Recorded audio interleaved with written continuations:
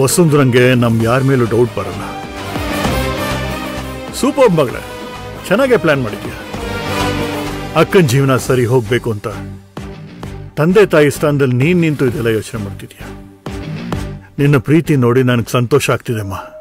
ಅಕ್ಕ ತಂಗಿ ಅಂದ್ರೆ ಹೀಗೆ ಅಲ್ವಾ ಡ್ಯಾಡ್? ಒಂದೇ ಕರಳ್ ಬಳ್ಳಿಯಿಂದ ಬಂದಿರ್ತೀವಿ ಅಂದ್ರೆ ಈ ಸಂಬಂಧ ಪ್ರೀತಿ ಅನ್ನೋದು ಅಲ್ಲಿಂದಾನೆ ಬಂದಿರುತ್ತಲ್ವಾ? ನಿಜ ಅಮ್ಮ. ಅಲ್ಲ, ಈಗಿನ ಕಾಲದಲ್ಲಿ ಎಲ್ಲ ತನ್ನ ಬಗ್ಗೆನೇ ಯೋಚನೆ ಮಾಡ್ಕೋತಾರೆ. ಆದ್ರೆ ನೀನು ನಿಮ್ಮ ಅಕ್ಕನ ಎಲ್ಲ ಅಂತ ಅವಳ ಬಗ್ಗೆ ಯೋಚನೆ ಮಾಡ್ತಿದ್ಯಲ್ವಾ? You simply super.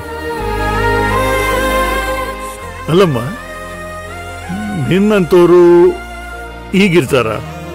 ಅಲ್ಲ, ನಿನ್ನ ಬಗ್ಗೆ ಯಾವತ್ತೂ ನೀನು ಯೋಚನೆ ಮಾಡಿಲ್ಲ. ನಿಮ್ಮ ಅಕ್ಕನ ಬಗ್ಗೆ ಅಷ್ಟೊಂದು ಯೋಚನೆ ಮಾಡ್ತಿದ್ಯಾ. You are something marvellous. ನನ್ ಚಿಕ್ಕ ವಯಸ್ಸಿಂದ ಅಕ್ಕ ನನ್ನನ್ನ ತುಂಬಾ ಪ್ರೀತಿಯಿಂದ ಅಕ್ಕರೆಯಿಂದ ನೋಡ್ಕೊಂಡಿದ್ದಾಳೆ. ಎರಡನೇ ಅಮ್ಮನೇ ಆಗ್ಬಿಟ್ಟಿದ್ದಾಳೆ. ಅದು ಅಲ್ದೆ ಅವಳು ನನಗೆ ದೇವ್ರು ಕೊಟ್ಟಿರೋ ದೊಡ್ಡ ಗಿಫ್ಟ್ ಅಂತಾನೆ ಹೇಳ್ಬೋದು. ಅಲ್ಲಮ್ಮ, ನಿನ್ನ ಬಗ್ಗೆ ಯೋಚನೆ ಮಾಡಕ್ ನಿನ್ ಟೈಮ್ ಇಲ್ಲ. ಅದೇ ನಿಮ್ಮ ಅಕ್ಕನ ವಿಷಯದಲ್ಲಿ ಏನೇ ಬಂದ್ರು ನೀನ್ ಹಿಂಜರಿಯಲ್ಲ ಅಲ್ವಾ? ಅದ್ ಹೇಗಾಗುತ್ತೆ ಡ್ಯಾಡ್? ಅಪ್ಪ ಅಮ್ಮ ಇದ್ದಿದ್ರೆ ಅಕ್ಕನ ಎಷ್ಟೋ ಚೆನ್ನಾಗಿ ನೋಡ್ಕೋತಿದ್ರು. ಇವಾಗ ಅವ್ರು ಇಲ್ದೇ ಇರೋ ಸಮಯದಲ್ಲಿ ಅವಳನ್ನ ನಾನ್ ತಾನೇ ಚೆನ್ನಾಗಿ ನೋಡ್ಕೋಬೇಕು.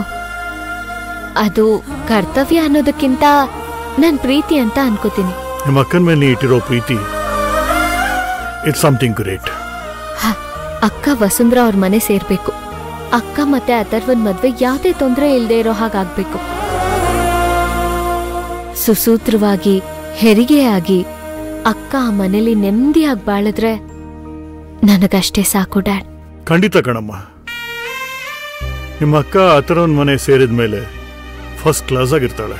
ಹಾಗಂತ ನಮ್ ಕರ್ತವ್ಯನ ಮರೆತು ಸುಮ್ನೆ ಕೂರೋದಿಕ್ಕಾಗಲ್ಲ ಅಲ್ವಾ ಡ್ಯಾಡ್? ಯಾಕಮ್ಮ? ಅಕ್ಕ ಹೋಗ್ತಿರೋದು ಬರೀ ಅವ್ರ ಮನೆಗಷ್ಟೇ ಅಲ್ಲ ಡ್ಯಾಡ್,